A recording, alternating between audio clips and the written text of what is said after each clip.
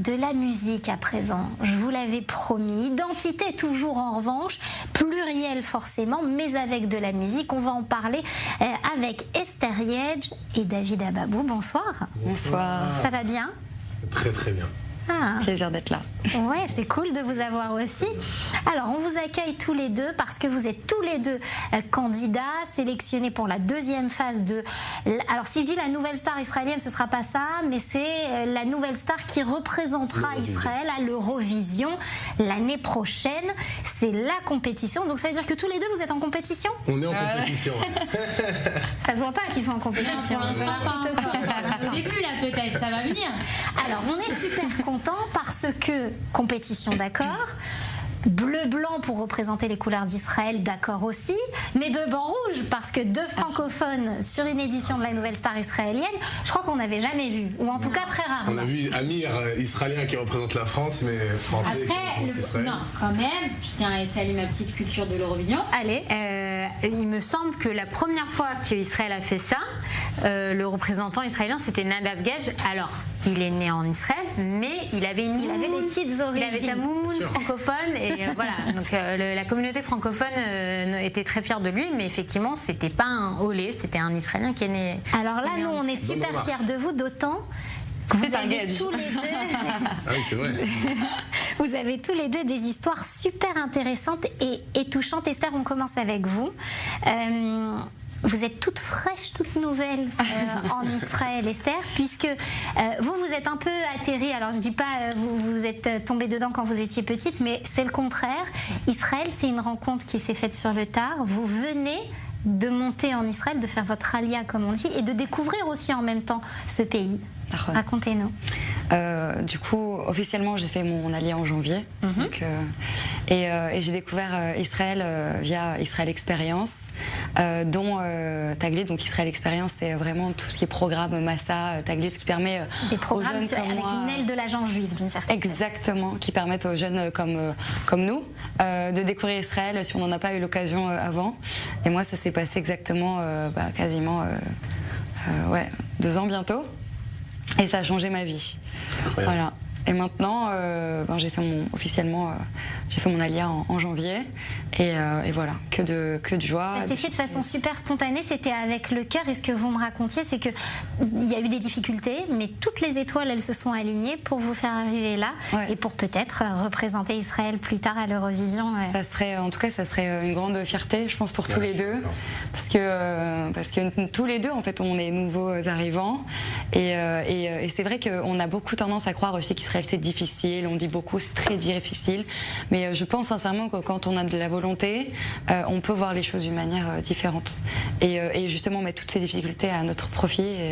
C'est incroyable d'avoir autant de fraîcheur, bien, je ne sais pas ce que vous en dites, mais d'avoir autant de fraîcheur quand on vient en Israël pendant la guerre. Pendant une guerre, et qu'on fait une compétition. Mais non, j'ai envie quand même de prolonger l'optimisme. Je pense qu'il y a, et vous me le direz si vous connaissez l'industrie française de la musique, du coup, c'est qu'il y a une facilité d'accès en Israël qui peut-être, du fait qu'on est un petit pays et du fait qu'on est moins formel, etc., il y a peut-être des portes qui s'ouvrent et des rencontres qui se font peut-être un peu plus facilement, non? 100%. 100%. Alors, David, justement, on va parler de vous un peu aussi, après avoir fait l'honneur à Madame ici. David, vous, elle est très différente, votre histoire. L'Alia, elle date elle est encore plus fraîche que celle d'Esther. Mais vous, en fait, l'histoire, c'est 2 mariages et une Alia, c'est ça? 2 mariages et une Alia. C'est le livre que je suis en train d'écrire. Racontez. Moi, je voulais juste, avant de parler de moi, je voulais dire que j'ai rencontré Esther il n'y a pas longtemps et je suis très très fier du parcours qu'elle est en train de faire, parce qu'on s'est rencontrés il n'y a pas longtemps à une soirée sur Tel Aviv où on a chanté ensemble, c'était à la Bringue, une fête très festive sur Tel Aviv où on a l'habitude de chanter. On savait même pas qu'on allait être sur la même émission, donc je suis très fier du parcours que tu es en train de faire, bravo. Pareil. Pour revenir à mon histoire, moi j'ai fait l'Alia il y a quelques mois, il y a 5-6 mois de cela, après une épreuve assez compliquée que j'ai traversée dans ma vie. Je suis vraiment venu sur un coup de tête, j'ai pris mes valises, comme j'ai raconté dans une petite vidéo que j'ai montée sur Instagram il y a quelques jours, où j'ai pris mes 2 valises, ma guitare, et je suis arrivé en Israël. J'ai loué un Airbnb, j'ai dit je vais tout reprendre à zéro. Et comme l'a si bien dit Myriam, pardon, les portes en Israël elles s'ouvrent très très vite. Et les contacts sont très faciles et c'est le pays des miracles, vraiment. Et si on vient ici en Israël avec la Emouna, je tenais à le dire ce soir à la télé vraiment parce que c'est un message que j'essaie de faire passer au maximum à toutes les personnes. Venir en Israël avec des angoisses, c'est vrai que c'est ce que tout le monde se dit dans la tête, mais en vrai il faut venir avec une Emouna et une foi et se dire je vais venir et Dieu va m'ouvrir les portes. Et vraiment quand on fait l'Alia de cette manière, parce que l'Alia c'est aussi spirituel, c'est pas seulement matériel. L'Alia c'est un mot qui est spirituel, c'est une Alia, c'est pas n'importe quoi. Et si on vient avec la croyance et la foi, Dieu nous ouvre les portes et tout se passe à merveille, vraiment. Ça vous redonne pas un peu de non, mais oui, là moi je veux savoir comment ça s'est passé le casting, comment c'était les coulisses de l'émission. Alors c'est incroyable, c'est une expérience qui est incroyable parce que tout d'abord on arrive en Israël, on est accueillis comme des rois et ils adorent les Français. Les gens qui disent qu'Israël n'aime pas les Français, je suis pas d'accord. Je tiens à le dire parce que je tiens à le dire, vraiment je tiens à le dire parce que les gens, quand je parle avec des gens, oui mais quand on arrive en Israël tout est compliqué. Non, on arrive, adapte-toi et tu verras que Israël s'adaptera à toi. Et tout s'est très bien passé. Il n'y a même pas la barrière de la langue parce que David, vous parlez hébreu, Esther un peu moins pour le moment. Non, mais ça prend, on a tous commencé par là. Il n'y a pas cette barrière même avec l'émission? Et curieusement non, parce qu'ils se sont très adaptés aussi à moi. Enfin, je me suis dit, même mes copains qui étaient avec moi, ils m'ont dit mais ça va être une galère pour elle, ils vont lui parler en hébreu, ils vont pas se comprendre. Et en fait, que ce soit l'interview, je parle un peu, j'ai fait l'Ulpan Etzion aussi à Jérusalem, et donc j'ai eu, je précise parce que c'est un très bon Ulpan aussi. Comme ça donne. C'est le Ulpan de Jérusalem des Olives. Et ça peut inspirer, si il y a des jeunes qui veulent tenter l'expérience, je vous la recommande. Et ça s'est malheureusement passé juste avant la guerre, donc c'est vrai que j'ai pas eu tout le savoir de la langue, mais en fait ils m'ont parlé en anglais, j'ai pu communiquer. Il y avait vraiment, encore une fois, et tout au long de ce qu'on vit en ce moment, il y a beaucoup d'accompagnement, de bienveillance. On n'est pas mis de côté parce qu'on est les Français. On est justement Eze Mifta Yafa. Quel joli accent. Exactement. T'as vu, je parle un peu hébreu. Je vois l'œil de la compétitrice qui a pas trop aimé que. Ils adorent notre accent. Ils adorent. Ouais. Ils adorent. Ils se moquent, mais ils adorent. Ouais, c'est vrai. Alors, puisque le dénominateur commun et puisque ce qui semble rassembler, c'est la musique. Et si on chantait? Ah bien sûr, on n'attend que ça. Honneur aux dames, on commence avec Esther. Bien sûr. Allez. Qu'est-ce que vous vouliez nous chanter ce soir, Esther? Moi, je voudrais chanter Odiavo, donc une chanson que vous connaissez tous, je pense, qui a trait à beaucoup de paix, volonté de paix, c'est en hébreu. Odiavo, shalom, aleinu, la paix viendra sur nous bientôt. On l'espère tous, en tout cas. On l'espère et que c'est d'actualité. On vous laisse avec votre guitare, Esther, nous la présentez. Ouh là là. C'est parti.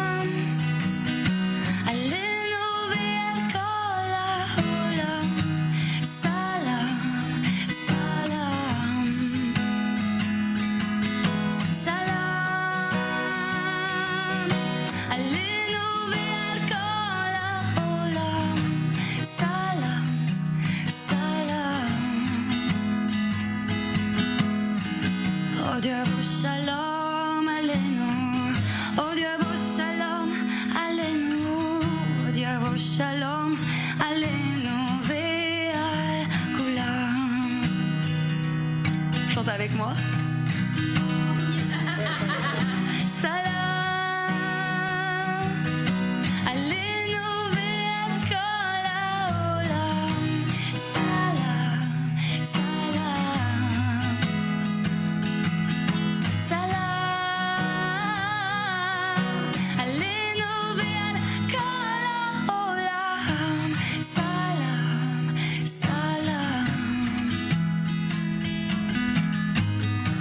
Od yavo shalom aleinu, Od yavo shalom aleinu, Od yavo shalom aleinu, ve'al kulam. Incroyable. Magnifique. Incroyable. On est conquis. Incroyable. Et puis cette chanson, en ces temps, en ce moment, est chantée par cette voix si fraîche mais fragile aussi, et on sent tout l'univers derrière vous que vous avez vécu. C'est magnifique. Merci de nous avoir offert ce moment Esther. On va continuer à parler dans un instant, mais on continue en musique avec vous maintenant, David, avec une chanson que vous avez vous-même écrite. Ouais, Ma vie est ici. Ma vie est ici.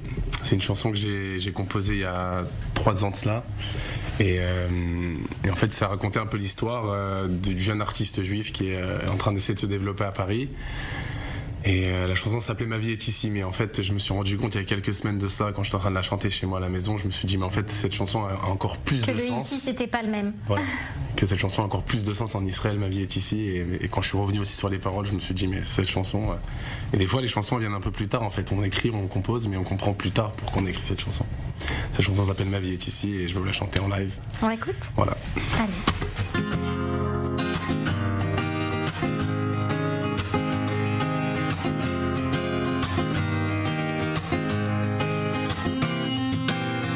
Jamais cru, je n'ai jamais pu, jamais je n'ai eu le courage de partir de ce village, de cette rue, ce paysage qui m'a vu grandir, parfois vaincu, parfois déçu, même perdu, j'ai toujours su tenir à tous les amis que j'ai eus.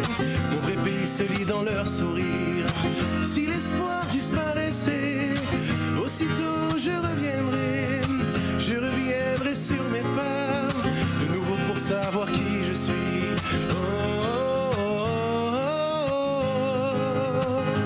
Ma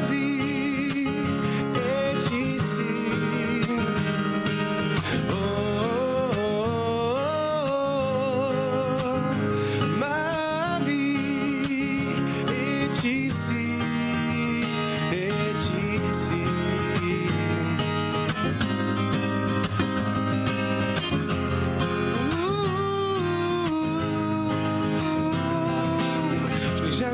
je n'ai jamais pu oublier le sol qui m'a vu partir, à ce village, à cette rue. Mais au revoir, je n'ai pas pu les dire. Parfois vaincu, parfois déçu, même perdu, j'ai toujours su tenir à tous les amis que j'ai eus. Mon vrai pays se lit dans leur sourire. Si l'espoir disparaissait, aussitôt je reviendrai sur mes pas, de nouveau pour savoir qui je suis. Ma vie est ici.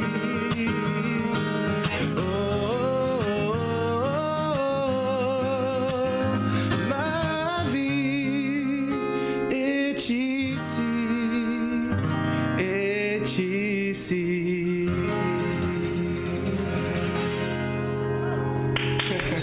Merci. Qui fait la groupie. Merci pour les applaudissements. On aimerait qu'il y en ait beaucoup.